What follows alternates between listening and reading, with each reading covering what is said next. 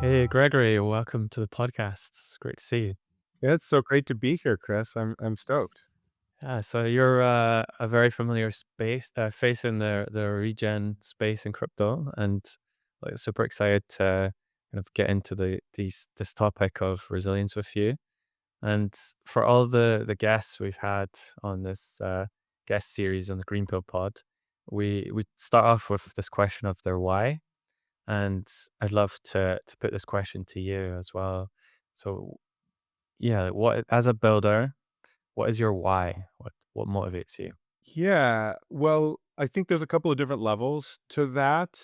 I think kind of the top level why, my North Star is a f- an intuition, a belief that humans can and should be a keystone species, a planetary keystone species, and that many of society's issues and even issues that individuals have, the meaning crisis, health issues, issues with pollution, kind of stem from a disjointed relationship between humans and the rest of the biosphere, the rest of the planet.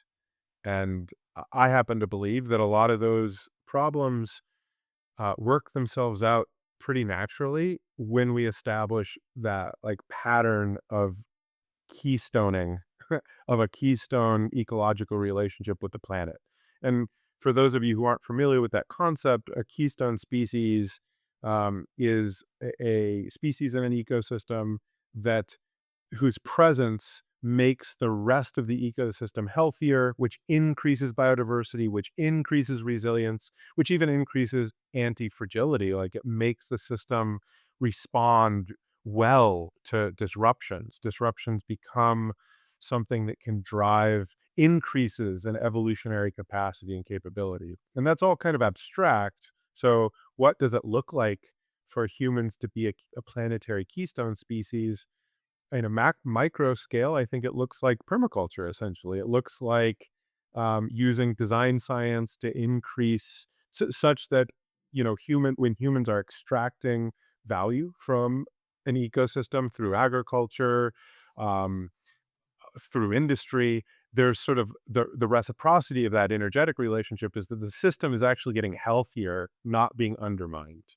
So that's examples of that are like regenerative agriculture when soil health is being built. Examples of that are, catching and storing lots of water and rehydrating landscapes. But I also think there's increasingly examples of that in, finance or economics or governance, in which we sort of can apply those same principles to kind of the human, cultural, technological realm to ensure that there's this sort of like tight feedback loop with the ecosystems that we're sourcing our energy from and our food from. And at the end of the day, I guess from a philosophical perspective, we're sourcing our meaning from. Like our place is to serve the health of the planet. And when we do so, we're happier, we're more joyful, we're more convivial.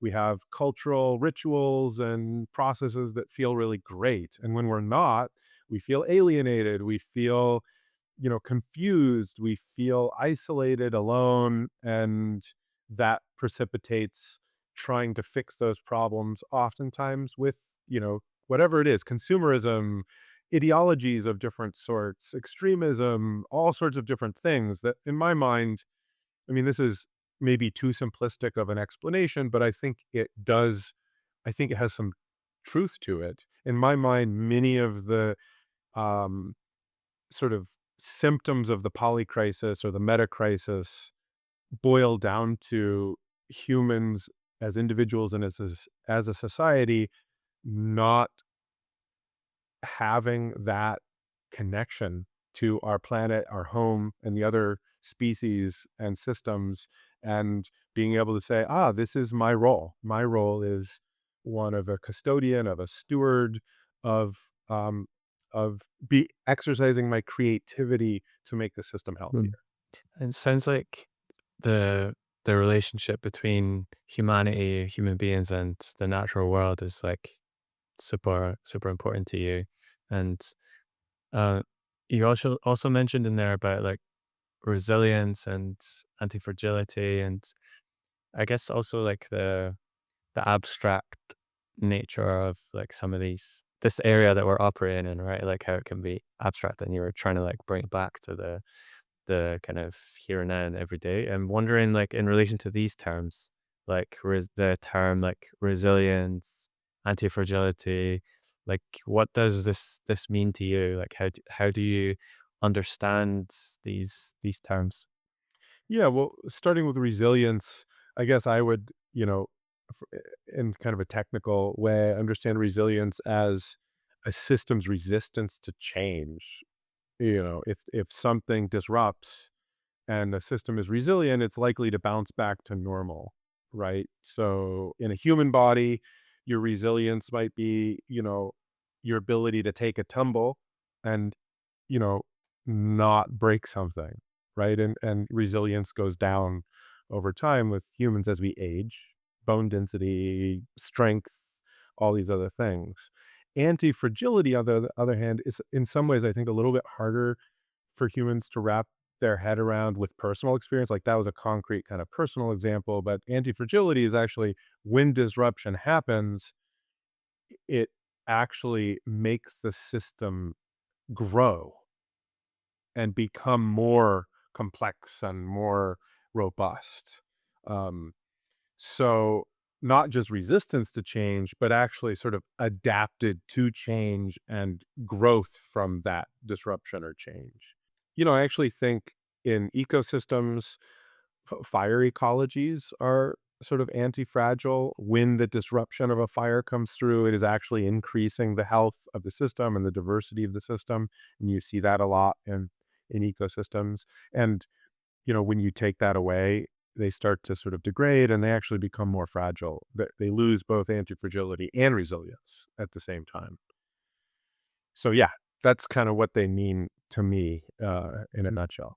One of the main themes of this podcast series has been like how do people apply the like resilience and anti-fragility into their everyday lives, and like how they apply these principles. And I want to get into that topic with you as well. But since we're having this opportunity to have this conversation, I also want to like just kind of acknowledge the time that you've been in this space, like in this a regenerative permaculture space. And I'd love to, if you're up for it, just kind of you could take us back to like when you first got into this space, because it's been it's been a while, right? Like Been a little and while. I'm talking about, like, the pre-crypto days, right? Like, cause you have this whole, aspect of your life, which is, like, before crypto, where you were developing your skills in permaculture, you were working with land stewards, and I think also you had this keen interest and even developed this term, like, the 8 forms of capital, and then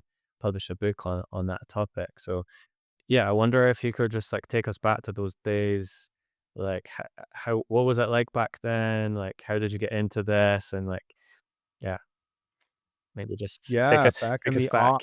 back in the early change, just after the change of the millennium. Um, yeah, well, I think my whole life I've been pretty passionate about the, you know, the environment in quotes and ecosystem dynamics and watershed health. I grew up in Alaska. I studied environmental science in college. I put myself through college with a variety of jobs that included being a fisherman, well, a commercial fisherman in Alaska, working for the Watershed Forum, working for Fish and Game. So I sort of did all these jobs all around the fishery, the wild Alaskan salmon fishery. So I think that informed my kind of my understanding and also frustration with how humans, like with the human part of like how we interact with the natural world, because it's an in quotes resource management problem. And so I think that was really foundational to me. And then as I was studying environmental science in college, that it's pretty dismal. It was a pretty dismal topic because a lot of it was focused on the science of negative human impact on the at planetary scale and at local scale, watersheds, pollution, mine tailings and Superfund sites and atmospheric science and all of those things, especially in that time period. And I think still to this day, that discipline primarily focuses on, and I think kind of to the detriment of the discipline, the negative impacts that humans had. And at a certain point, I was like, got really bored and frustrated with that. Um, Even though environmental science as a discipline is pretty interdisciplinary, you're kind of like weaving together sociology and anthropology and economics and ecology and biology and atmospheric science and oceanography all into, kind of studying the environment and the human relationship to the environment. So that's a very rich academic space. But again, it's pretty depressing. And the bias, like the academic bias, tended to be kind of like this like version 1.0 environmentalism, which many people are allergic to, which sort of has this paradigm of, you know, humans are sort of a cancer on the planet and the world would be better off without us. And that never resonated with me. I do think that humans have been messing up a lot. And I think our culture has some atonement for sure. But, people are amazing. People are beautiful. Civilization, technology, culture, is astounding and beautiful, and so is rest of the world, ecosystems and nature. And so, at a certain point in my environmental science studies, I was like, "Screw this stuff. I need to find some hope. I need to find a community that believes that humans could be good and can be declarative about what that might look like. And not in a, at least at that point in my life, I felt a lot of religions and a lot of other ways that people were answering these questions didn't really fit the moment and didn't fit my perspective. And so I wanted something more practical. And I found permaculture essentially, like in my search, in the search space, I started looking. This is probably in like 2004, 2003, 2004. I was just like, what, who thinks that we could do a great job and has examples of people doing a great job and like, you know, yeah, permaculture and the eco village movement. Those two I found kind of in parallel. So one is a model of kind of humans living in community, in place, experimenting with new ways of governance and new economic approaches to livelihood and other things, and very, yeah, but sort of like avant-garde experimental expressions of n- communes and intentional communities and all sorts of things. And the other have, permaculture, which there's a Venn overlap, of course, but permaculture is more traditionally sort of like homesteading, maybe no-till market gardening, agroforestry, forestry, people doing little mushroom farms or, coppice systems, food forests, but tends to be, permaculture as a community and a vibe. It's a little bit more, like the people that we venerate the most in the permaculture movement oftentimes have like their own Mhm. homesteads or their own sort of singular. They're not necessarily innovating much on like, what's the family constellation? How far do I extend my definition of community? Whereas the eco village side, that's what they're mostly working on, and they don't get a lot of a lot of work done on the sort of nature farming side of things. And I was kind of interested at the center point of Um, that, like the Venn overlap in which there's design space. And obviously on both sides of that, there's people who are excited about that overlap too. Not to say that, but um yeah, and so I found the local permaculture movement in and I was going to school in Oregon. I went to college at Oregon State University, and I started like I went to a few talks. I went to Toby Hemingway, who passed away, but wrote Gaia's Garden, which is a really cool permaculture book. And he lived not that far, and he went to a talk. He gave a talk. I went to, and I was really inspired and excited, and so I just started reaching out and going to meetups or going to things or volunteering, doing permablitzes, and, um, kind of plugging myself in because I was like, "Wow, I was like, there's a group of people, and they're kind of optimistic about the world if we, like, look at the things we could do. We could we could build herb spirals. I mean, come on." So that's kind of the genesis moment, and then from there, I kinda just settled on that as a vocation in a way. I iterated through, I did my, permaculture design course, and then I started volunteering at the local permaculture education center, and then I got a job at the local permaculture education center, and then I started running programs. So I sort of went from, apprentice to journeyman to master along sort of a pathway of just working with people and continuing to work. And at a certain point, two things happened. I started running. I sort of became the program director, educational director at the Eco Village Training Center on the farm in Tennessee, which is kind of a legendary, very old permaculture and eco village education center in the United States, one of the original ones. In a lot of ways. And so I took over managing the program, which was like a mix of teaching some courses, but also just organizing things and, just like making sure everything happened and instructors came and students came and da da da. There's a lot of different things.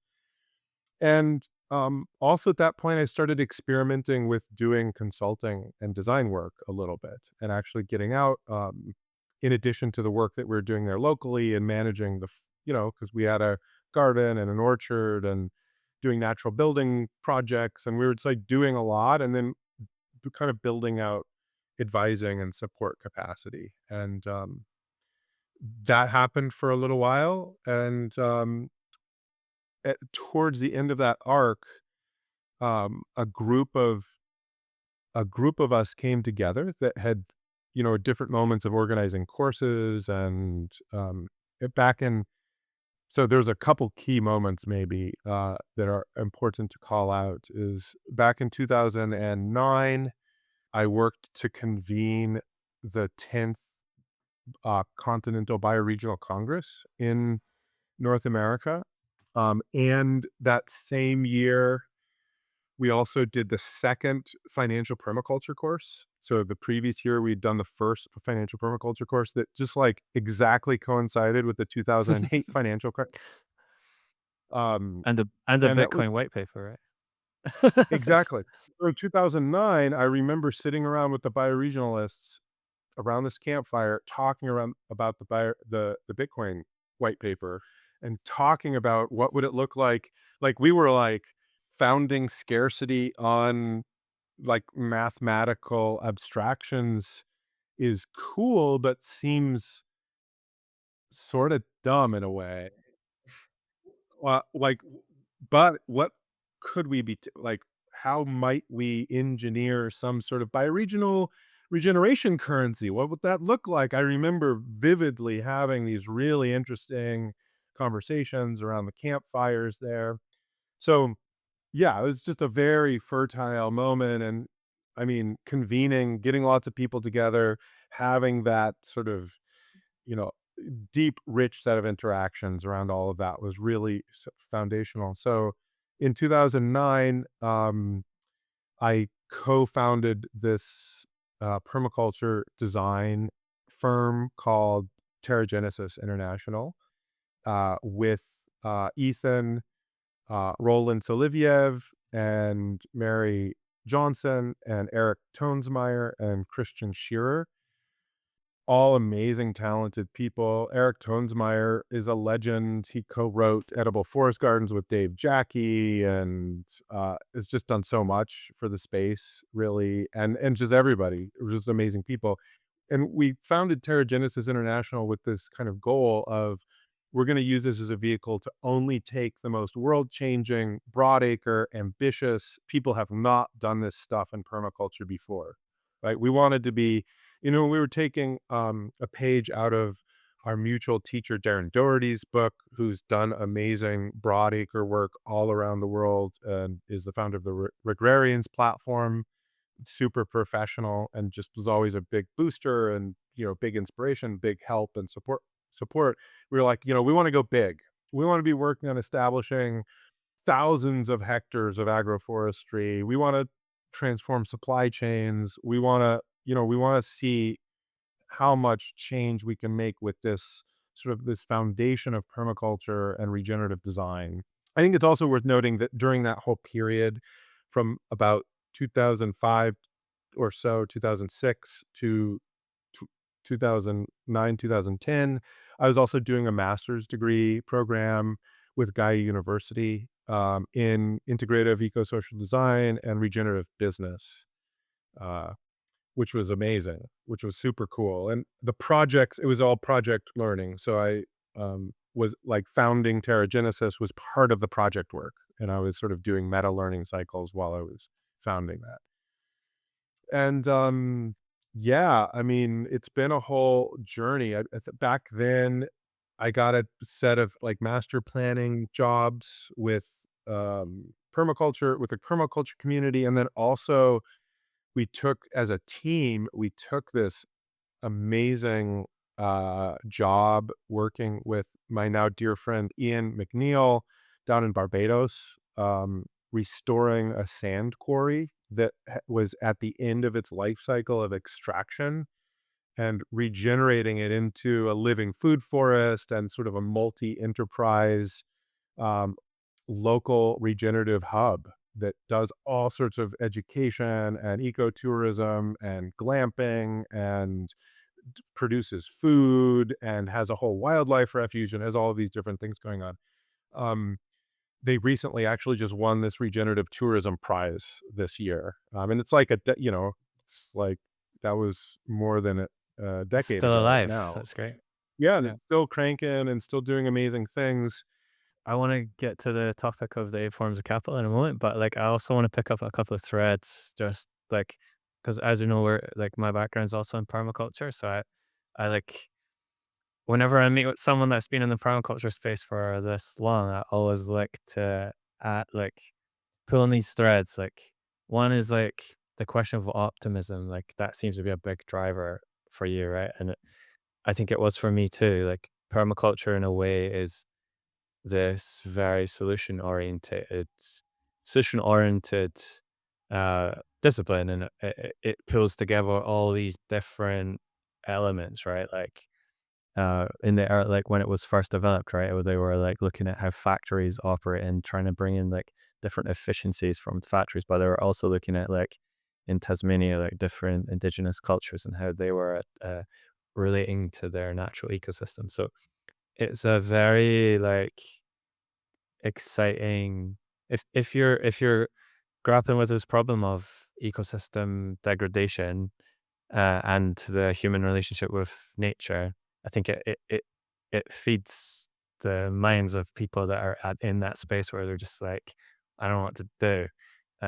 And but what you also described there is like this pool, or like you mentioned like different religion and like spiritual. There's a spiritual domain to this, right? Like sometimes people go in that direction, and you also mentioned like the need for hope, and I think um sometimes and there's like this more like activist, like humans are a cancer side to the environmental movement as well. um so I just wanted to highlight all that and say like this is something that I myself have been trying to make sense of. And I think some of the critiques from the outside the space seem to focus on these points, right? Like, hey, this is just like woo woo spirituality bullshit, or this is like just activist communist bullshit, or this is, but like what you describe is actually like at its core very solution oriented, entrepreneurial. Here you are like talking about something that you built like decades or more ago, and is now like grown into this thing. So like basically, I'm wondering like what's your take on all that? Like what do you make of all this? Yeah, well, no, it's a great question space. It's a really important and and I've had some really fun conversations with a number of different people in the space in the green pill community about this. I also think this is a very much a living conversation that's happening like in the broader regen movement, as it were. And, maybe we'll pull on the thread a little bit later, but I think this is part of the kind of like conversation and invitation that people are digging into in Regen Commons. And there's sort of like, there's a whole set of things here. It's just like, how do you knit together regenerative accelerationism Hmm.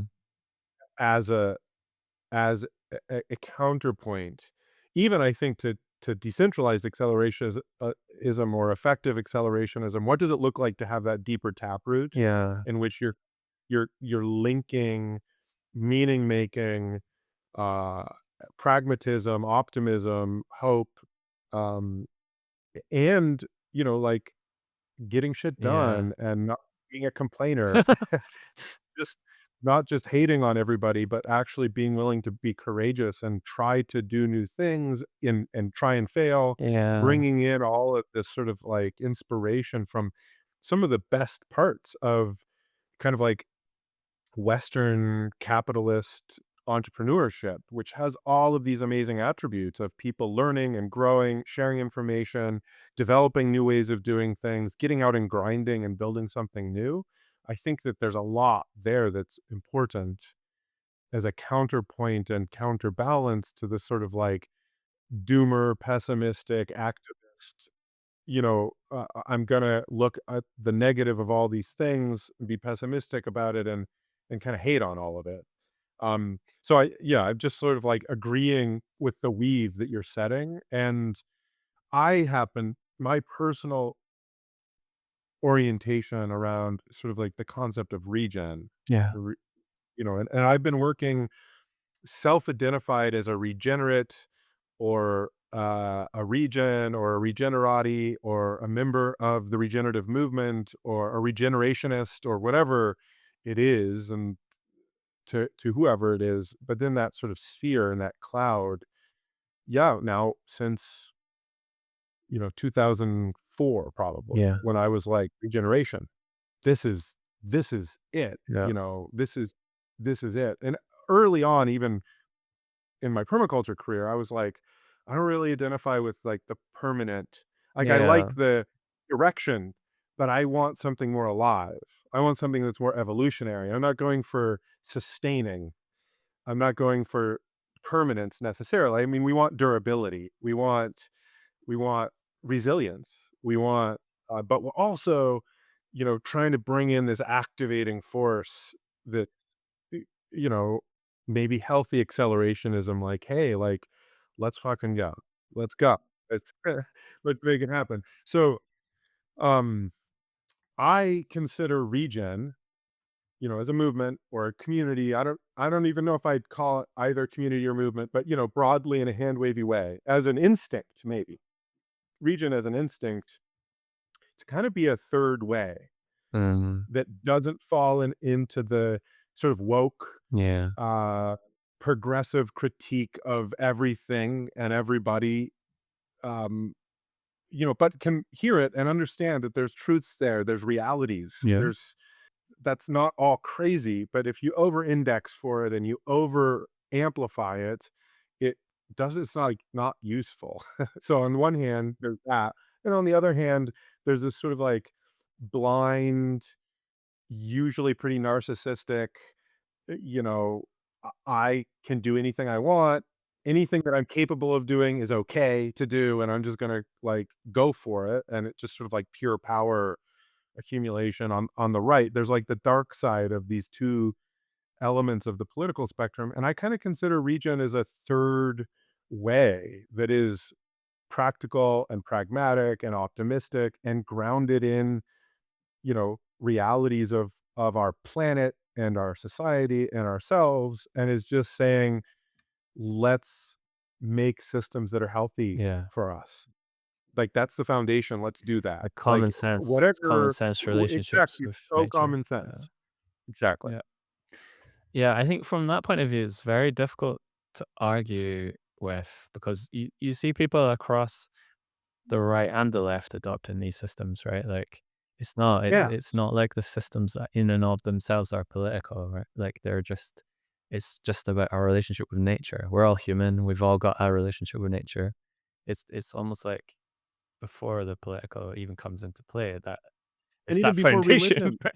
Like, Yeah, you could be a neo-pagan, you could be a Catholic, you could be a Muslim, you could be a Hindu or Buddhist. You could have yeah, any path or orientation towards your spiritual process yeah, and still find concrete, clear, um, instructions, I would say, yeah, from, many of those different places that end up pointing to how important it is to have tools to develop a right relationship between the individual human and the community of humans and the place that they live and the larger planet. And just like it's pretty straightforward, it's not that crazy. It is, I think it's pre-political probably. And I think, you know, like in the America of 2026, I mean, look, USDA just did a whole thing on regenerative agriculture, right? And it wasn't enough. It didn't go far enough, but they know that that's a set of political words, processes, needs that resonate with real people and real places. And, and I'm not so much a cynic. I'm like, great, awesome. That sounds great. Let's keep going, do better, but sweet, let's celebrate it. Let's celebrate that that's happening, and then keep going, yeah. yeah. That makes total sense. And what's your take on like the point of view? I'm sure you've seen it over the years, like within the permaculture space, about like uh a more kind of primitivist view on the solutions to this problem in terms of ecological degradation. So sometimes refer to, or like it's kind of developed into this idea of degrowth, and like we need to just like go back to like very primitive tools, and like looking at technology more as within the lens of that cancer kind of view that you mentioned earlier. And also, I guess, like, I think it's fair to say, and maybe I don't know if you would agree with this, but like from my point of view, like the origins of permaculture largely grew out of like this peak oil movement, right? Like, and I would say to some extent the eco village movement was in the early days, it was like a response to like like society is going in this direction. Like oil is going to run out and society is going to collapse. We need to be prepared for that. So let's develop alternative ways of living together. And very often the approaches they took were like, uh, primitive is maybe a bit extreme because they adopted like solar panels and stuff, right? Like, and more recently, more so, but like definitely like low tech, low energy, preparing for um a kind of collapse scenario.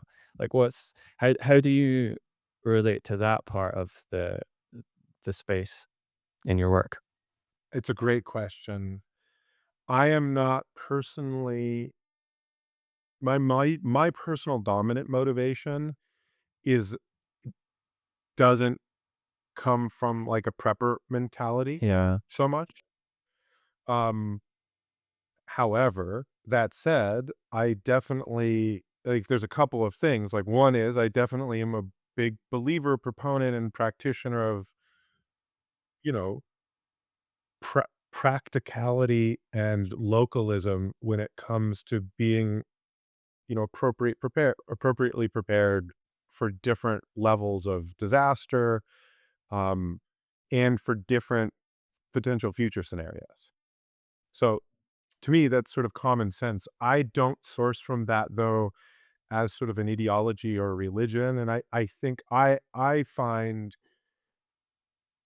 it pretty counterproductive because what I see is a lot of people sort of projecting a set of, I think, kind of quasi-religious beliefs that are sort of like neo-apocalyptic, neo-apocalypsm, and then sort of like putting sort of a pseudo analysis of peak oil or whatever it is into that as the sort of like rationalization of what I think are actually fundamentally, essentially sort of like a religious dogma about the end of days and or whatever it is. yeah, And that's not kind of personally my orientation. And there is some amount of important observation from a lot of those different communities. So so that's sort of like a well, I was just gonna say, like, degrowth, I don't particularly feel motivated. I think regrowth is what we should be going for, Yeah. and, I think there's what do we quantify? How do we quantify it? What is quality? How do we qualify it? How do we link those 2 activities in an evolving, flexible way to the health of our soil and water and ecosystems themselves in a way that isn't tyrannical, in a way that isn't dogmatic, in a way that's alive and reflexive and responsive. That feels like it's like the prime directive of our moment in history right now is to get good at that and to take joy in kind of putting our problem solving into that space, whether it's through protocol design, mechanism design, garden design, landscape design, governance design, um, new economic primitives, new financial primitives. There's just a huge, amazing, exciting design space right there. I think it has to be pretty practical and pragmatic, and you know, there is danger around naivete with the Mm, power of the technological tools that we possess, and mm, that's where like we can't just push away the yeah. critiques. Like I have, um, whatever it is, technology. What's the name of, Uncle Ted's book there? Anyway, I was just looking on my shelf. I can't find it, but Technology and Its Slaves or something, Mm, whatever it is. mm, I mean, you have to I think you have to understand and think critically about those critiques. yeah. Um, the degrowth movement, Yep. anarcho-primitivists. Yep. I personally, though, never resonated. Like, I've sat around like, look, I went to school in Oregon in the early 2000s. Mhm. Like, I knew Julia Butterfly Hill. I knew a bunch of the deep green resistance people Mhm. and activists and, Yeah. anarcho-primitivists and people like, I haven't just, like, read that stuff, like, I know those You've lived people. it, right?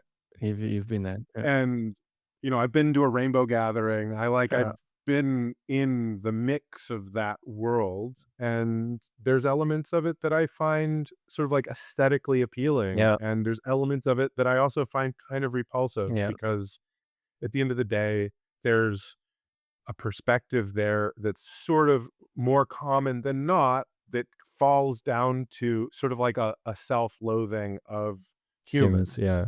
Yeah. And I doesn't resonate with me, and I'm maybe an odd and weird duck because also I do embrace a belief of history that a lot of terrible things have happened, Yeah. and some of my ancestors have been complicit or responsible in different moments for things. Yeah.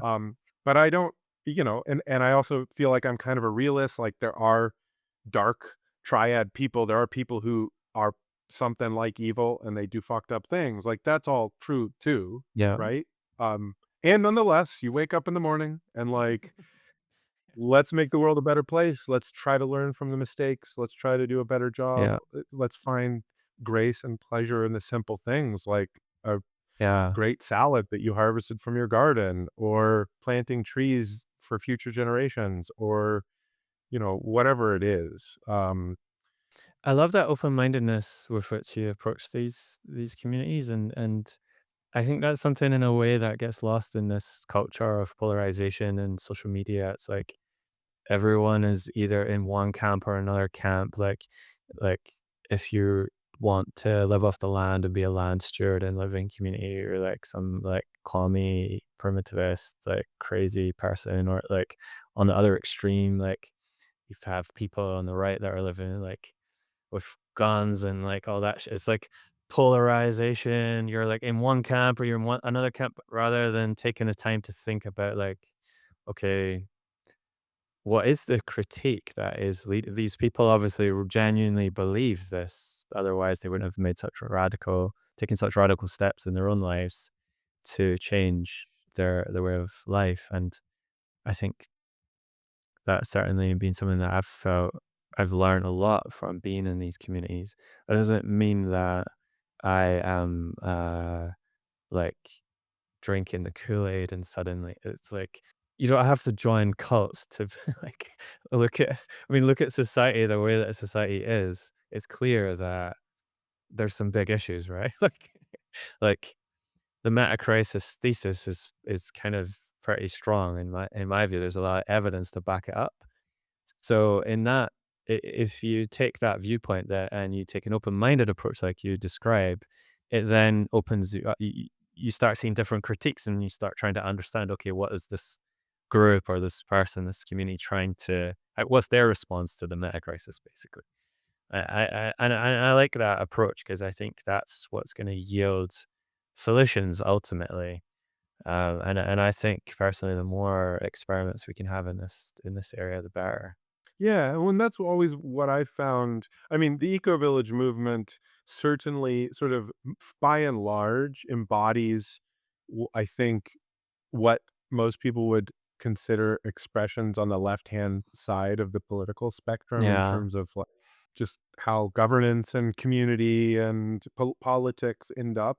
But I think increasingly, the I would say in, like, the world today, at least in the United States, I actually think the dominant, um, demographic and worldview of, like, the next generation of Gen Z, Gen Y, Gen Z, like, millennial and Gen Z, back to the land communities, I think the dominant worldview and politics of those people is probably farther right than I am. And I don't know where people would actually put me on the political spectrum because I'm like a weird person, but there's a lot of sort of like religious revivalism. Yeah. There's communities that are more sort of like there's a bunch of trad cath, like traditional Catholic back to the land stuff happening. And I'm like, great. Yeah. So yeah, but let's have a potluck. That's amazing. Yeah. Because fundamentally what it says to me, like you're saying, is that people are sensing, are opening themselves up to understand that the moment requires them to make some commitments and decisions in their life that may be different than just like the standard consumer materialist Yeah. like worldview, that there's lots of energies that go into, for better or worse, kind of like keeping people in a sort of a stasis of consumption and passivity and not making radical changes in Yeah. their life or one way or the other. And when people wake up and they're like, "Oh, no, for the health of my kids, for my own personal health, for the health of my community, I need to take responsibility and I'm gonna change. I'm gonna try to effort to change something." I'm like, sweet, all those people, I just kind of consider all of those people by and large, and there's some expression of that on either fringe that I'm like, whoa, too much for me. That's too far. Like but almost everybody, like Yeah. 99% of that, I'm like, "Great, that's amazing, my people, can we, like, swap, recipes or, Yeah. like, take our kids sledding or whatever it is, like, great, let's be neighbors, I'll help you out with Yeah. your thing, I got a tractor, I'll pull you out of the ditch." I mean, just, like, basic stuff, and, on a brief rant, I mean, I think to me, that's one of, like, obviously pluralism, um, has its downsides or its limits. Like you do have to find some common denominator and have some basic kind of like decorum and rules. And if people are outside of that, you do kind of have to be like, that's not going to happen. Right. So, as a society, we have to figure that out. It's a hard problem. It's not an easy one. And what we decide falls outside of that is going to change and it's going to evolve over time, and different communities are gonna have different answers for that also. There's like a meta pluralism process too. But just by and large, that's one of the reasons why I'm a pluralism maximalist in a way. It's like, yeah, I wanna live in a world in which it's like, I'm gonna pull you out of the ditch, and I kinda don't care, like, what you look like or what your beliefs are, as long as there's some basic fundamental respect, For sure. and care, and if there isn't that, then I want an efficient, effective way to like boot you out of the system, Uh, uh-huh. basically. And I actually think in a weird way, and this is like going to come across as strange in today's political climate, but I actually feel like we're not doing that bad. Like things are moving, we're adapting, people are both deepening spiritual connections in different ways. People are in active thought process. There's some lines of evolution. Sure, it could go wrong. There's hazards, there's dangers. There's some people are off their rocker and are calling for things that I think aren't great. But but taking a step back and looking at the patterns in permaculture, we're always trained and looking at patterns. What are the patterns, the generative patterns that are taking place? All of those are, by and large at a broad look, there's a lot of healthy things are moving, the world is starting to shift. And again, there's hazards. I don't want to be Pollyannish here and just be like, hey, it's all good, be fine. But just to sort of note that the big sort of like the great turning that's taking place right now, it's that the shift and the evolution of the processes actually is healthy. And so Uh-huh. instead of being this is why I like regenerative accelerationism. Instead of being terrified and trying to like constrict and like be like, no, we just want to keep everything in the 1990s or whatever. It's like, no, no. As a as a planetary civilization, as local communities, the green pill movement, the regen movement, like we kind of all have to roll our sleeves up and accept, we got to surf the wave. The wave's coming. The wave's here. The question isn't like you can't make it go away. We have to figure out how to go with it and we have to have some fun with it. Like this is happening. Let's go. And I think that's where sort of like the regen memeplex, the regen thoughtscape and sort of intuition that we're all anybody who's listening to this is there. You and I are there. We know many people are there. We have this intuition. um, that's that's what we're up to, is saying yes, I think. Yes, and I'm gonna be thoughtful. Yes, and I'm going to use the best tools I have to design, whether that's AI or blockchain technology. I'm gonna lean in and I'm gonna sort of engage. One of the things I really want to get onto this topic of like resilience and anti-fragility as you have applied it within your own life. But before we go there, I'd love to just touch upon yeah, this book that you wrote about the eight forms of capital. Obviously, trying to move beyond just the concept of finance as being like the most dominant or the most important forms of capital, opening up the view of what capital is and applying it to different domains.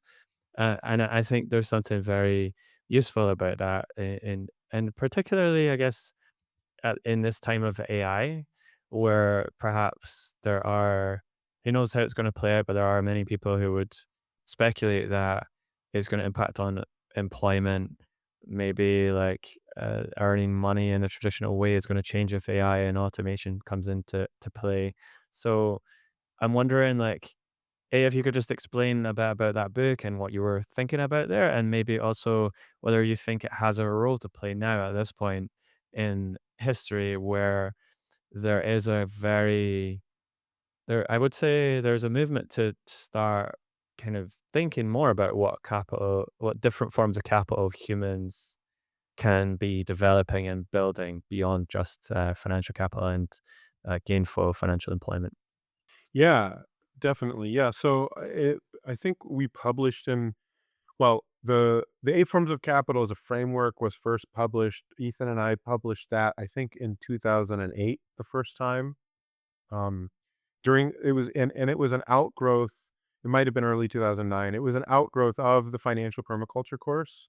And so just a brief sort of like where did that framework come from? So that framework came from us convening this participatory design charrette around local regenerative economics in Hohenwald, Tennessee, a deep red southern county in middle Tennessee. We had several state representatives from the legislature, Tennessee legislature. We had the mayor of Hohenwald involved. We had all of the local business owners, and we brought in experts in renewable energy and ethanol production, in bioeconomy stuff, in permaculture and agriculture stuff, and we just sort of like smashed everything together for like 3 or 4 days. And people came from all over the country, but also there was like the strong core of local participants. And over the course of that workshop, which was super fun and really amazing, and maybe someday I kind of want to get back into doing those sorts of things because I actually think, especially in the era of AI, I mean, boy, what you can do with a group of people and the tools that we have now and everything. I mean, it's Yeah, just man. I'm very enthusiastic about all of And that. people like it, I love that you were talking about the diversity of people that come to permaculture courses. Like, I think there's this myth that permaculture courses are all full of people that are like super like earth earthy people, but you get every people from all walks of life, like business people, like the environment and the relationship to nature can it affects humans regardless of what their background and beliefs are. Yeah. Yeah, I think we had a pastor, we had all these all sorts of young people. There was a group of inner city kids from Nashville that was participating. I mean, it was crazy. It was Wow. super fun. There's a video. I think you could probably go on YouTube and like Google financial permaculture 2008. It might have been the 2009 one. I think it was the 2008 one. And I'm pretty sure there's like a 30-minute video and it's crazy. And you'll see a young Gregory up there, like, facilitating sessions and stuff. And anyway, it was super fun. And during that course, during that workshop, and it was, it was a mix of education and participatory design. Ethan and I, who were both getting our master's degrees at that time, so we were sort of studying, we kind of did, an ethnographic survey in which we asked all of the people we could get to step aside for a moment to elucidate their perspective about the different forms of value that they thought were important to keep track of. And so we just did this survey, and out of that, we distilled the 8 forms of capital. So it was very much like a folk economics framework. We didn't do a big lit review. We didn't do some big abstract academic process. We literally, like, in a convening of people getting together to design local economic resilience. In that moment, we just asked everybody that we could talk to, what are the forms of value that you think are important to grow and keep track of? And then we distilled that into this framework called the 8 forms of capital. We published it on the Appleseed blog, which was Ethan's permaculture um, consulting and design agency, which I worked for from time to time as well. And then from there, we took that framework and we developed it and we did more work with it. And we published a book called Regenerative Enterprise, version 1.0. And we published that book, I think, like early January of 2013. So we were sort of writing it in 2012. And that had other frameworks as well. That had a set of other tools and frameworks. It's a cool book. Um, I think I'm going to try to write version 2 this year. 'Cause I feel like a lot of energy right Mhm, now to mhm. just like distill and share because so much has happened over the past now more than 10 years. But anyway, it's a cool book. It was designed to be read in less than an hour. It was meant Nice. to be it's like super practical, super distilled. Can you pick it up and flip through it? And could anybody it was meant to push and challenge business people and anti-business people. Um, And that's kind of what the 8 forms of capital ended up being, was a tool to kind of provoke thinking, both from people who are like, money is the devil and it's evil, and I don't want to know anything about business or accounting or whatever. And so they're like, capital, oh, right?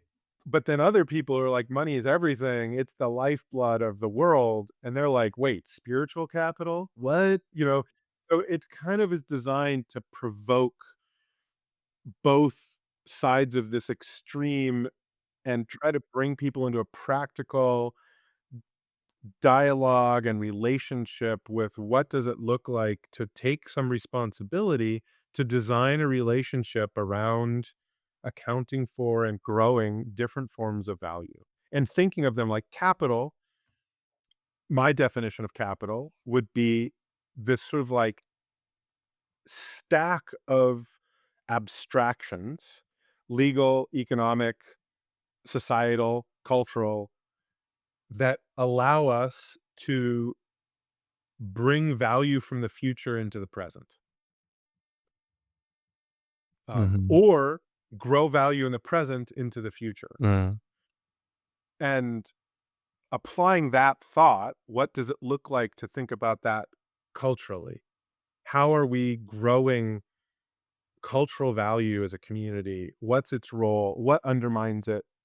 What doesn't undermine it? Or spiritual as an individual, what does it look like for me to have a deeper and more robust, more resilient relationship with my interiority, my perspective of the eternal, of what's beautiful, of God or the universe or whatever it is that we choose to define. It kind of like it can be abstracted and used, we think, by sort of like anybody, whether they're atheist or whether they're, you know, fundamentalist, right, of some particular religion. Like, so that kind of provocative spirit of like, this is a design tool. It's not meant to give you any answers. It's meant to allow you to ask better questions. Um, as a business owner, what are you optimizing for? As a community, what are you optimizing for?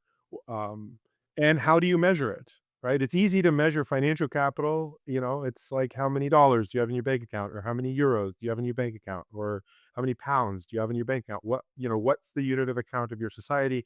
Inflows and outflows. There's a whole world of accounting. What does it mean to account for your living capital?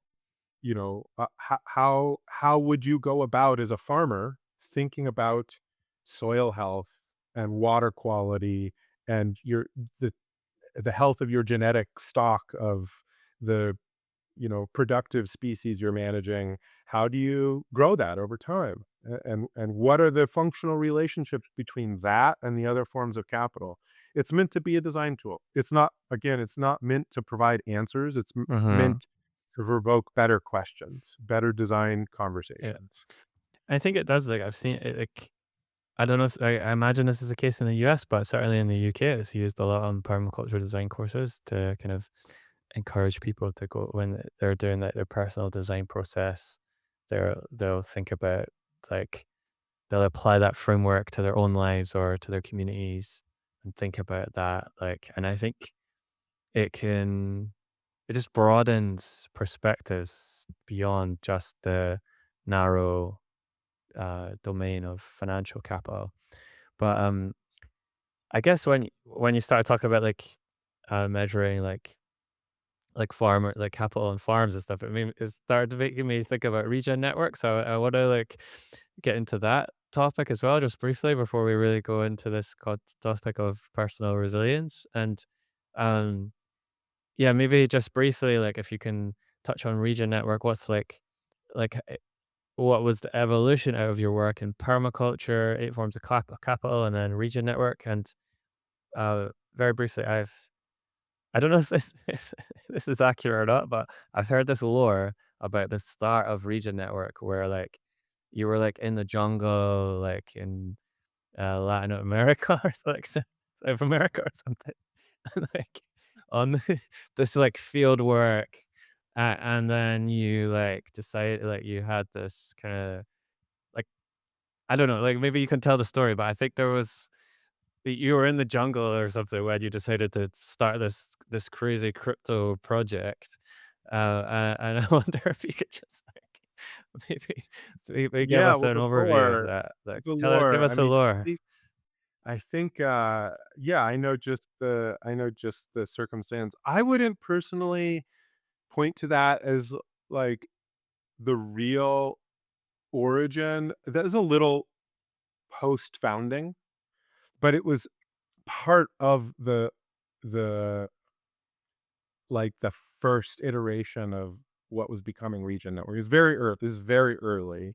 Um, I mean, I didn't talk about, so this, like, there's requires a little bit of context and storytelling. I didn't tell this part of the story yet in this podcast, that one of the businesses that I started back, when I was, the same basically the same time period that I founded, with my colleagues, Ethan and Mary and Eric and Christian, we co-founded TerraGenesis. I also founded, a chocolate company at that same time because I wanted to do an experiment in direct trade relationships. I was really enthusiastic about doing sail trade and like sailing stuff back from Latin America, and I wanted the community and eco village that we were living in to have some like like stuff to do, like jobs for people to do, and not just like education. I was sort of sick of the education mill and wanted there to be something more grounded. So I was like, oh, like, and there's a whole story, and this is a for another time. I had this whole crazy story about founding that chocolate company because I literally kind of like got conned into it by this hippie, and it was, there was like Sandinista rebels involved, and it was like this whole crazy. There's a Barry Gold, there's treasure, there's like a whole crazy story. But anyway, fast forward, I had founded this chocolate business. I sold that chocolate business to some entrepreneurs, in Boulder, Colorado, and I used the money that was generated from that sale to buy a cacao farm in one of the communities that we were sourcing from. After sort of the village matriarch in that community came to me and said, "Hey, Gregory, there's a farm for sale in the community. We don't really want somebody from the outside to buy it. Will you buy it?" And I didn't really have money, and it all sort of came together in a way that like the business sold and some other people came in and we bought it together and we created this kind of cooperative cacao agroforestry initiative in Ecuador. It's really beautiful down there, and that was one of the places. Yeah, we went there, my young family, some of the other co-owners. There was, I guess, 4 families with little kids and some other. It was crazy. We didn't have the toilets, we didn't have running water worked out. We were building composting toilets and, like, harvesting rainwater, and and Proper and I was permaculture trying to stuff. keep on top of some income, like design consulting income to keep things moving economically, and we were doing the foundational design work for Regen Network with one of the early investors who came with us. And he was there, and we were all, like, grinding and trying to figure out what did it look like to launch Regen Network. So, that gets us to that's sort of the lore drop on one of the lore drops on Regen Network, and that gets us to what the heck is Regen Network? From the 8 forms of capital perspective, Regen Network has been an attempt to build a living capital accounting system, essentially. Um, and there's some practical things, in my career in permaculture, um, at a certain point around 2012 or so, and this is all tied up with the chocolate company. Like, after I sold that chocolate company, I had all this experience doing supply chain work, import, export, dealing with farmers, running on the ground regeneration programs with farmers because we were doing all of this really cool permaculture stuff. We were building water systems, composting toilet systems, living terraces, soil work, biodiversity work. We were doing all this stuff. It was a small company, but we were just like all in this amazing, magical way. I'm just such a big believer in small enterprise, like little groups of people. Like the flourishing in DAOs shows this too. You get a small group of talented people together and you just go for it. You can do so much beautiful stuff. So anyway, we were doing all this great work. I sold the business, ended up with that cacao farm. That's what I got out of it, basically, is being a co-owner in that cacao farm.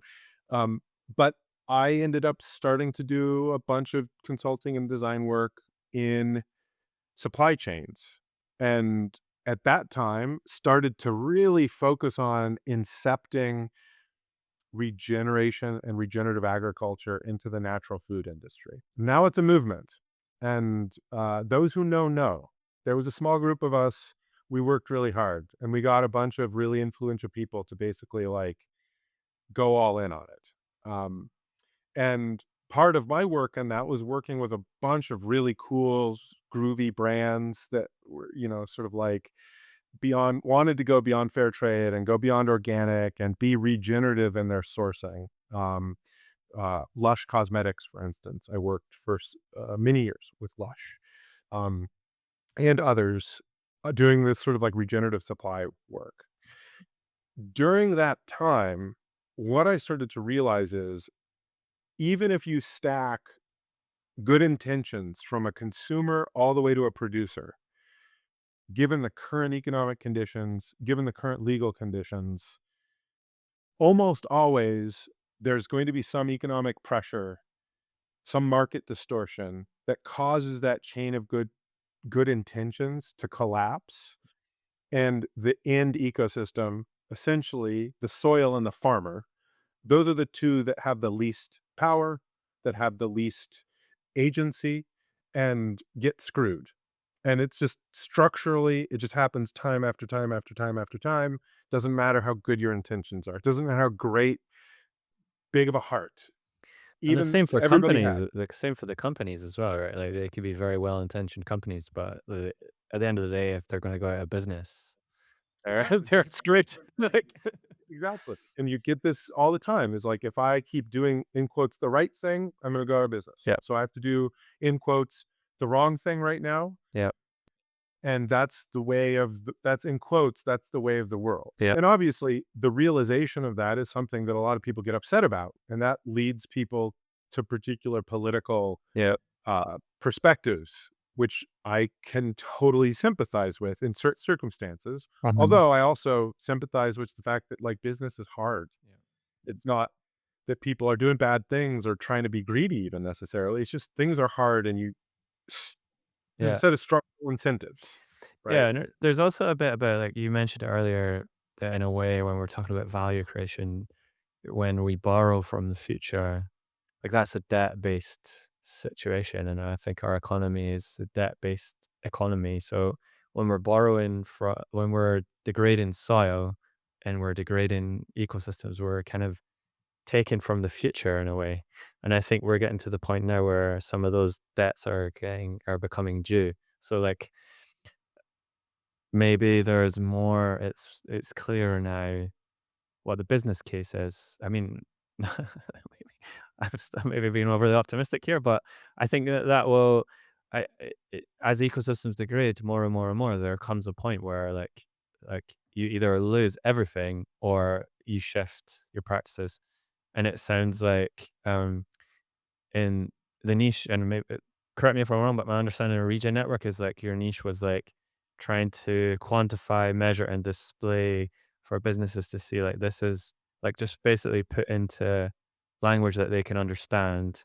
Like this is the value of this ecosystem here that you're uh, operating in.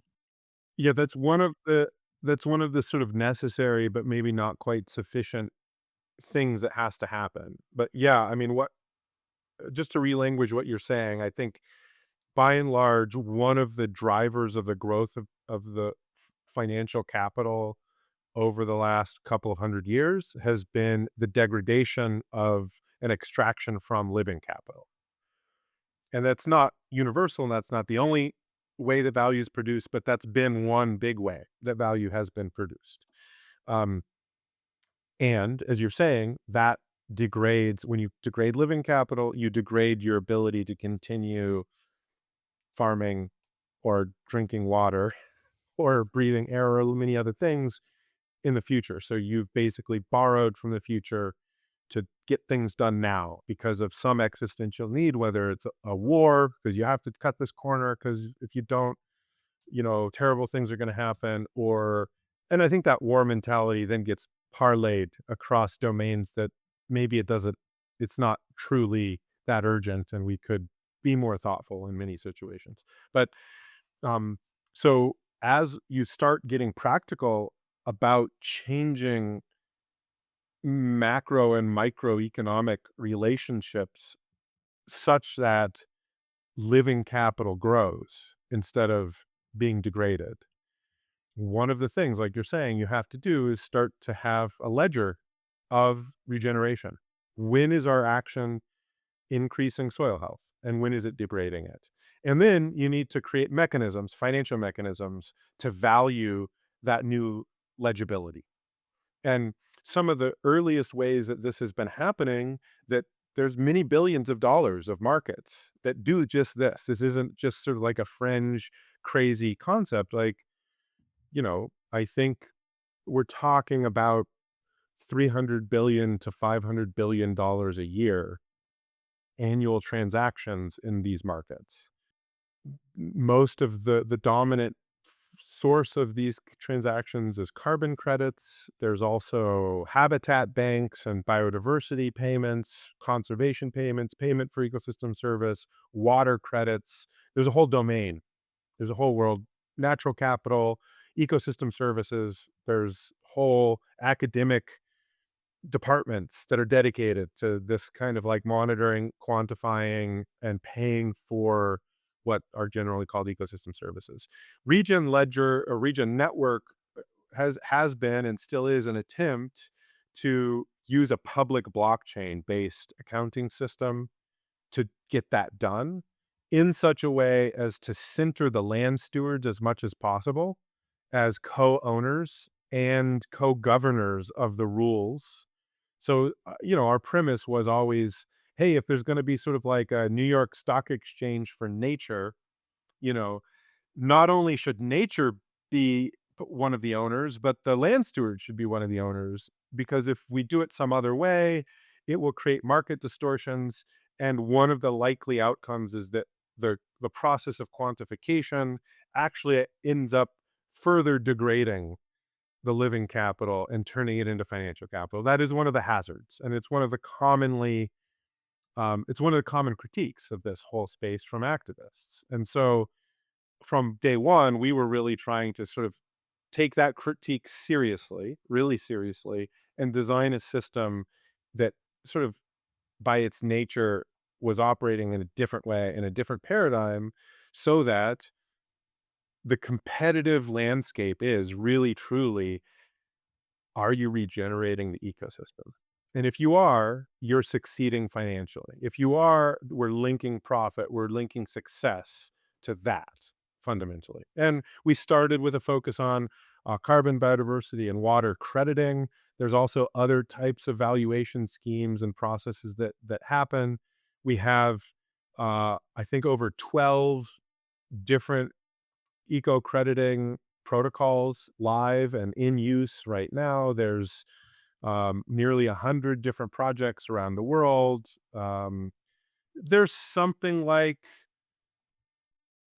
I think historically, I just did a report on this, but I think historically, and apologies, my memory is sort of like Swiss cheese, but I think we're at about historically about $12 million of value generated and transacted that's secured by Region Ledger. So you could think of that as like TVL, like total ecological value locked. And there's something like $2 to $3 million and increasing per year that is sort of like generated. And that's real world. Those are like real world assets. This is essentially non-speculative. This isn't just secondary trading. This is sort of like remittances for value generated processes that take place. Super interesting, man. And I think like it makes me think about it reminds me of what you said earlier about this group of people that you had together when you started your business in like 2010, 11, was it? Like the when you were like, yeah, when you were like, we want to go big. Like we're not just gonna go and like live off grid and live our chill lives. We actually want to affect some change as it relates to the human relationship with the natural world, and it sounds like also, and you wanted to generate lots of agroforestry in real tangible ways. Um, but it sounds like you also had quite strong business sense as well. Tried to, and tried to be practical. Developed, I think, developed business sense. um, Said yes to big things, continued to evolve, continued to make mistakes, and learn from them, and like be honest when we make mistakes. And then, and I think Regen Network was an attempt to even be more ambitious in a way. I think Yeah. of it if you've ever seen The Upward Spiral by Paul Kraffel, Yeah. it's an amazing movie. Listeners should go. It's on YouTube. There's this amazing, adorable, dorky, uh, older Quaker guy who's lovely. He's an amazing person, and he put together this movie called The Upward Spiral, and it just shows him going through this process of learning to go up the watershed, to repair the watershed. And with a little trowel, if you go high enough in the watershed and you make a little swale that just diverts the water from going into the gully, and you do that at the top of the watershed instead of down where it's raging and flowing and ripping the soil out and taking it out of the ocean, you can make miracles happen. It's transformative. The landscape can transform, but it requires you to think and go further upstream and take and be, in a way, ambitious and modest and humble at the same time. Right? You're working Uh-huh. with a little trowel, you're making a little change.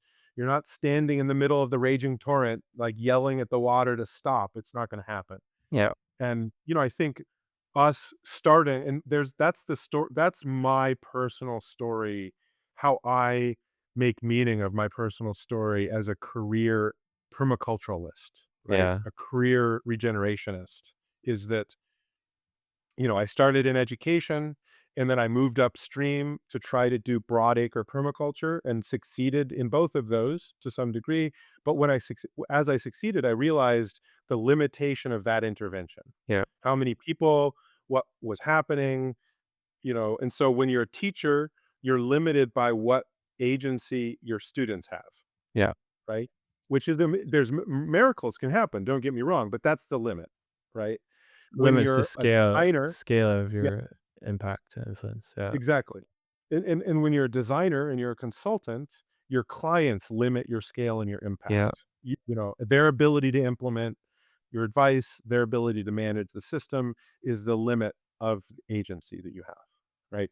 When you move up, as we moved up to work with corporations, with companies who had supply chains, um, at that moment, that the agency of the company, but also at that moment, it became clear to me that there was a systemic limitation to the regenerative agency, that the economic system itself was structured in such a way as to make most of the intentions of everybody involved. Like, and this is the thing, is like every single human, the consumer, the sourcer, the corporate leader, the everybody, the farmer, us, everybody actually, you got down and you said, we want a system, we want relationships in which everybody individually and as a whole and the soil that we depend on and the water that we depend on is getting healthier every time somebody eats that chocolate bar or Yeah. uses that soap or drinks that tea or drinks that coffee or whatever the economic relationship is.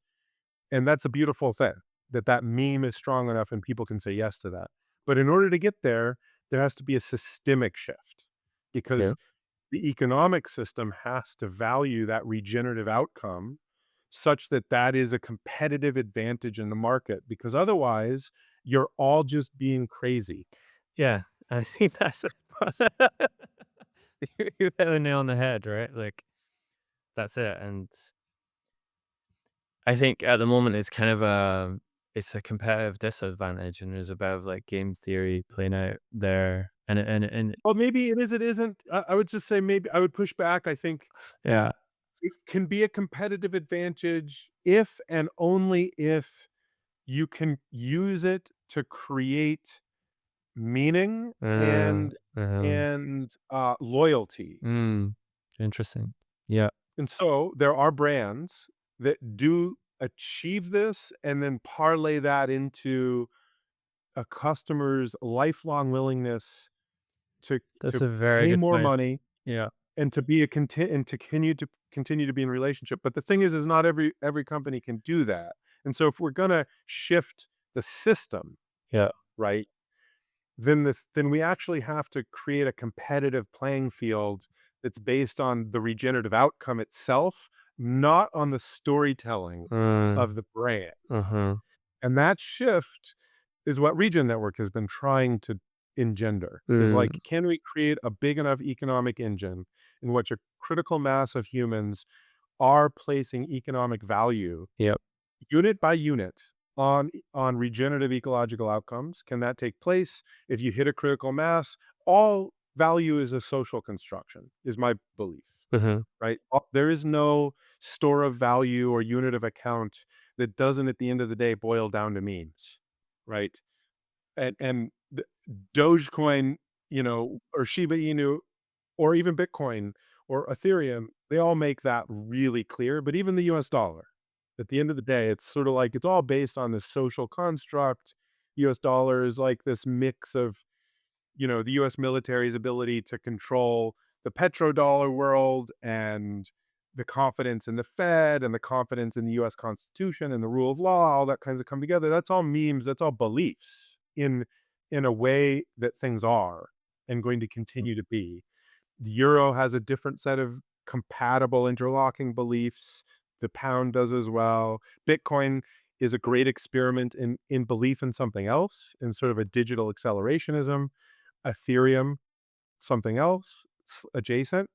Regen, the attempt has been, what if we created a robust community social construction of value process that's transparent, auditable, clear, and rooted in regenerative land stewardship, and such that value is seen to be derived from our success in local and planetary regeneration. And to do so, we're very practical. Like, okay, we got to like have something to sell. There's carbon markets. And it wasn't because we were like, yay, we love carbon credits. No, it was because, oh, there's people who want to buy carbon credits. That's a place to start to build momentum. But we've always had this deeper, you know, vibe, lore, alignment, desire to transform that systemic reality. It's very interesting. I think there's some parallels here with like this attempt to bring these more regenerative approaches into the world, like leveraging crypto primitives, like what you've done with Regen Network and crypto as a whole. The crypto as a whole is, in a way, I see it as a is like a attempt to shift paradigms. Like it's attempt to apply self sovereignty ultimately to finance and disintermediate finance. And yet we're now at this point in history where fintech is really coming in and in a big way. And there's many people in the crypto space that are concerned that that's going to like swallow crypto, and maybe some of those original values around disintermediation, self sovereignty, and so on are being eroded somewhat. And questions around product market fit, like, is the only thing in crypto that has product market fit like a trading product? And I think in a similar way, like this is playing out in the regen space as well. Like, how do you shift these bigger systems? But not to be I mean, cynical it's and a not to such be an interesting question. And neg- also markets, I mean, markets are irrational. yeah. For those who believe in rational market theory, I've got news for you. It's not. It's totally magic. At least in 2026, right? It's like we're post reality, we're post truth, we're somewhere down the realm, and it's like there's no real connection. Uh, and I mean, in a way that's sort of depressing, in a way maybe that's liberating.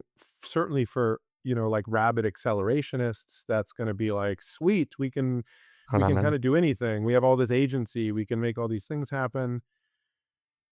I sort of lament, it's like Regen, if you look at Regen's market cap right now, you'd be like, wow, that's a failed project. That's a abject failure. Like there's no product market fit there.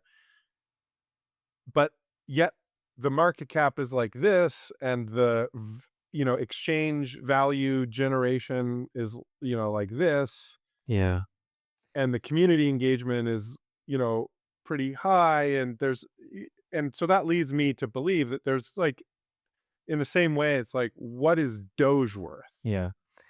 It's enough to keep you. You're still here. You're still like building. You're still here with your values, keeping it real, and trying to take this to the next level. And I think that's what's needed.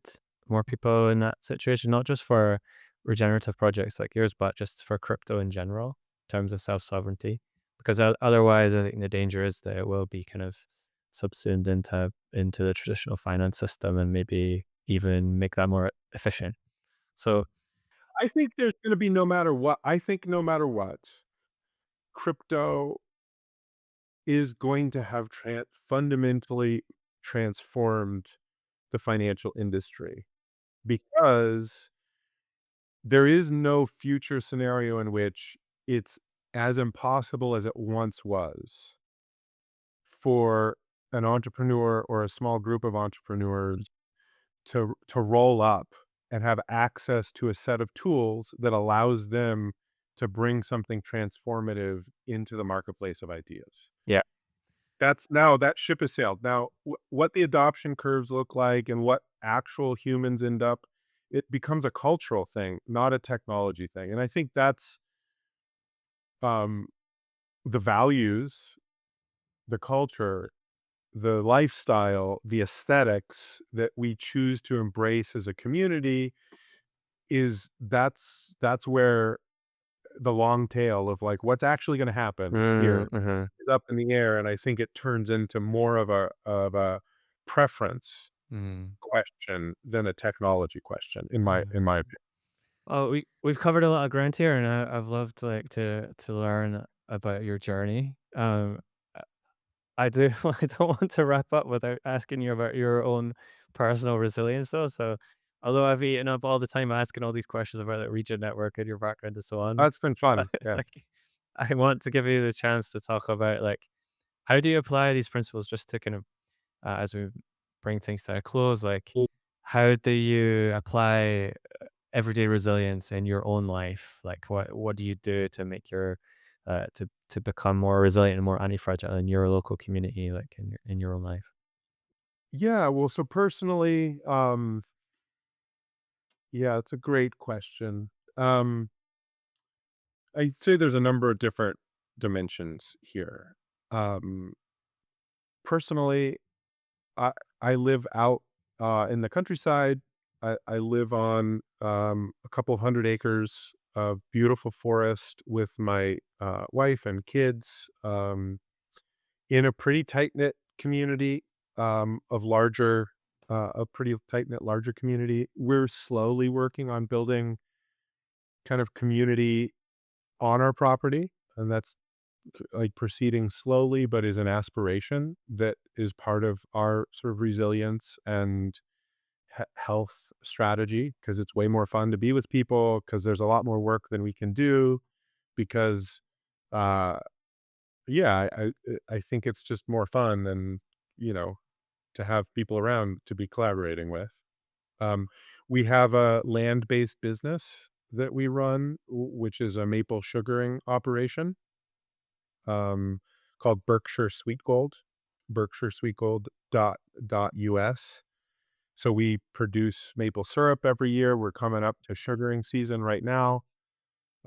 So out tromping around with snowshoes, tapping the trees and trying to keep the pumps and the, all the stuff working and doing that with a little team of friends. And trying to build kind of a associative economic kind of membership club with access to the property and access to the produce Uh-huh. and extending that on to other farms and farmers and spaces. We're really blessed here. We're backed up against several thousand acres of protected land.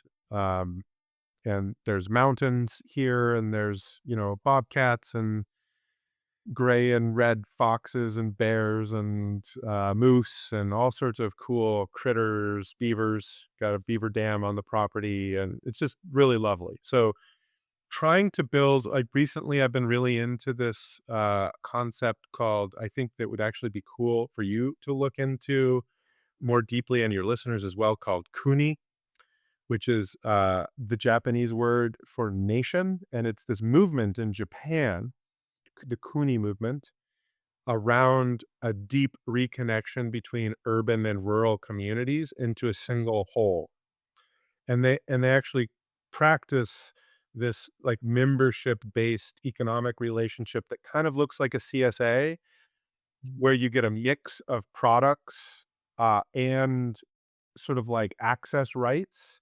And especially in Japan, they're a land of many natural disasters. They live in a world in which tsunamis and earthquakes are regular. And so their social consciousness has this concept of, like, if something happens, we want to have prepared to know where to go. Yeah. Right?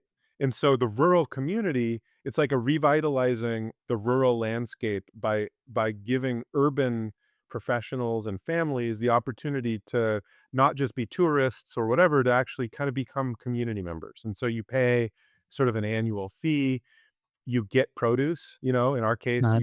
we're developing maple syrup and, other produce, but also sort of developing, like, oh, there's tiny homes that when you're not here, maybe there's Yeah. people using for other things. So it's a way to build what I see as sort of like this deep resilience and set of relationships that in times of disaster or prepping, that's really, it's like the strength of your relationships.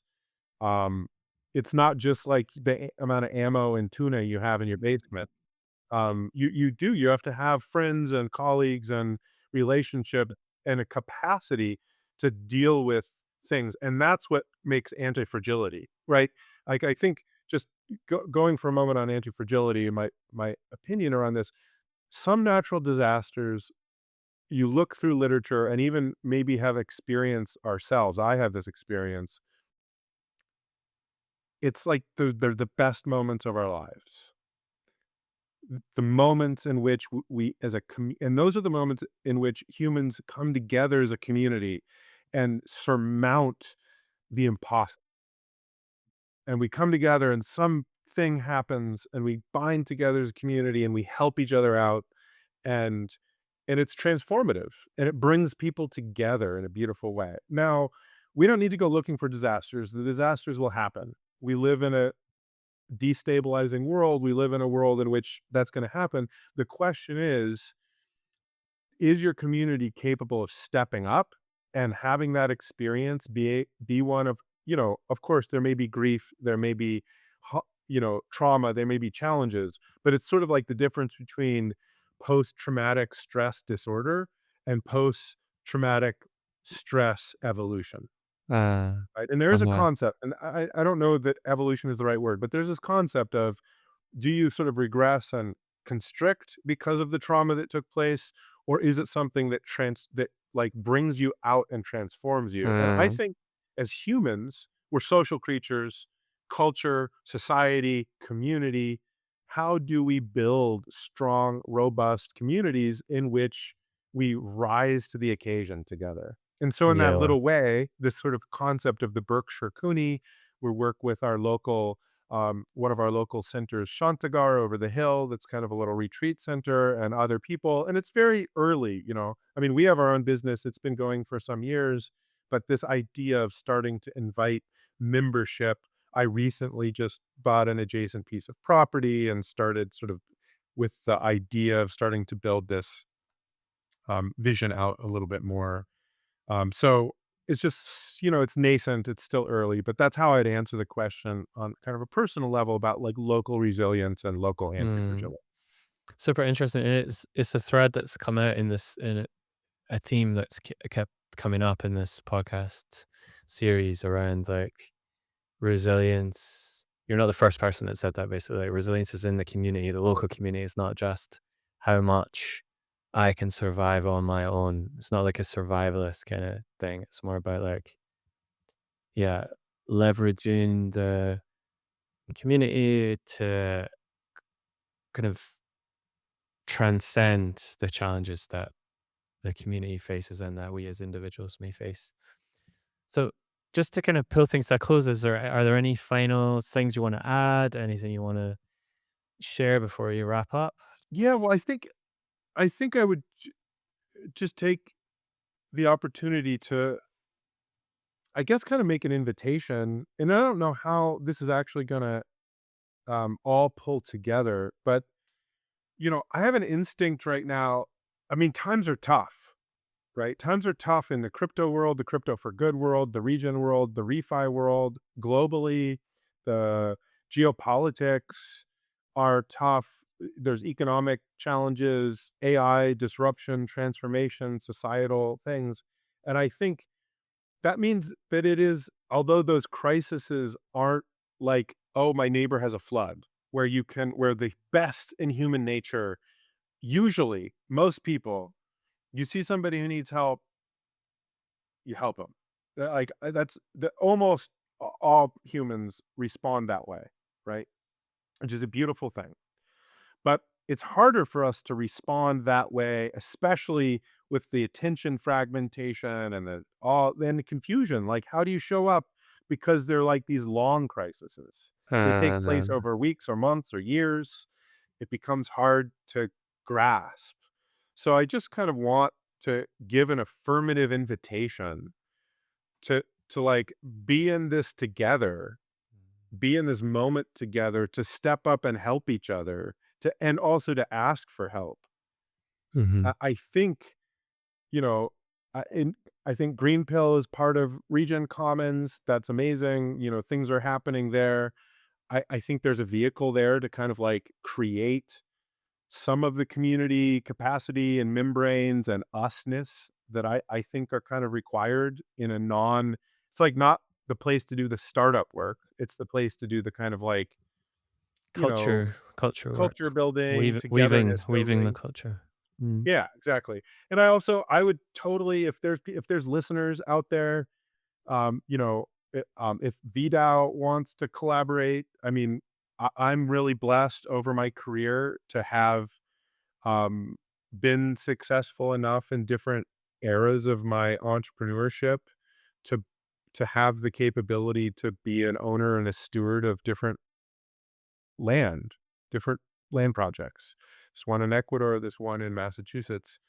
And I'm really always have been all in on the concept of um, co-inhabitation and co-management, and like having like it's too much for me. I don't need that much at all. Um, so I think there's a really interesting opportunity right now to ground some of the as yet flighty visions of a movement that have been, that maybe we get a little lost in protocol design or mechanism design, or, new financial mechanisms or new capital allocation protocols and all of these different things. Um, and, I applaud Green Pill community as one of the ones. It's like there's local chapters, there's people doing real work, there's people doing real things. That's amazing. We should all be doing more of that. We should be helping each other do more of that. And if there's people who are in New England or want to be around in New England, hit me up. If there's people who want to be doing agroforestry, regenerative agroforestry stuff in Ecuador, hit me up. And if there's ways to, I think what we're iterating towards with Regen Commons, Regen Network, Regen Coordination, Refi DAO, Green Pill Network, VDAO, uh, and beyond, Ethic Hub. There's all of these amazing projects and protocols and people. We kind of all have started to know each other. We see each other. I think we're starting to see the possibility of what people would refer to as a network nation emerge, right?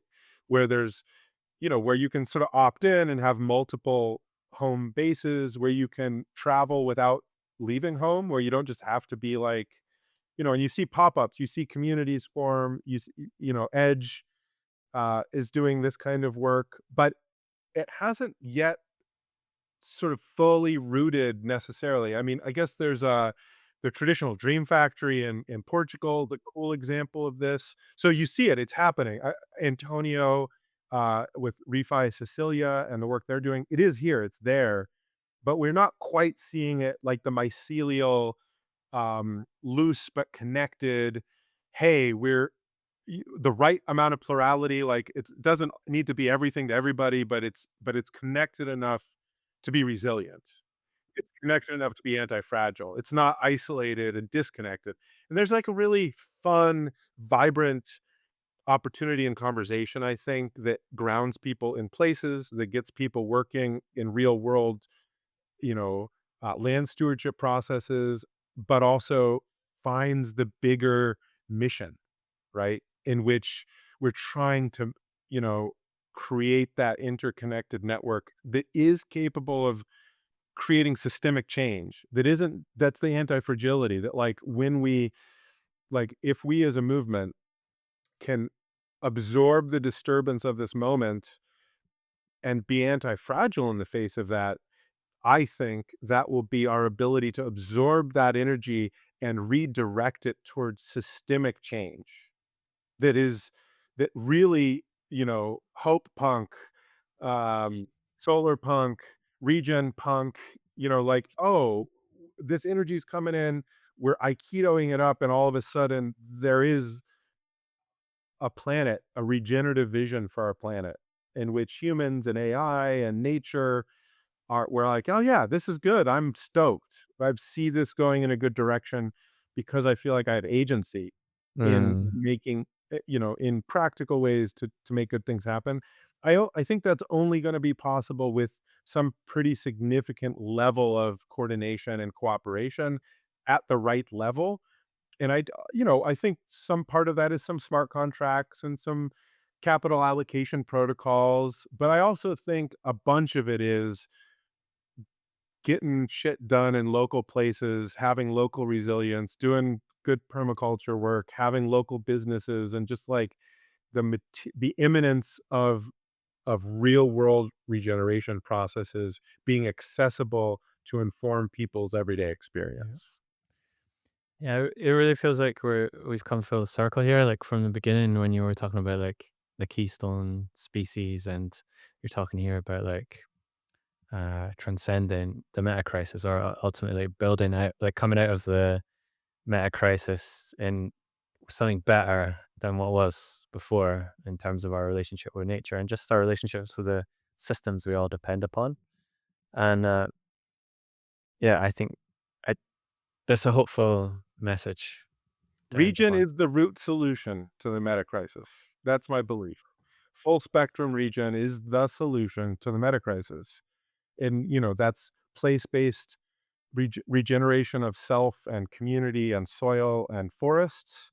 It's also willingness to be a techno regen and design new protocols and get involved in different things. And yeah, I mean, I think it it's it can be fun to surf the wave. It doesn't, and you know, it's fun and terrifying, but it can be fun to surf the wave.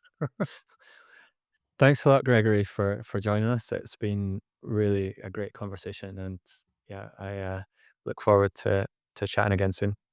Yeah, thanks, Chris. This has been super fun.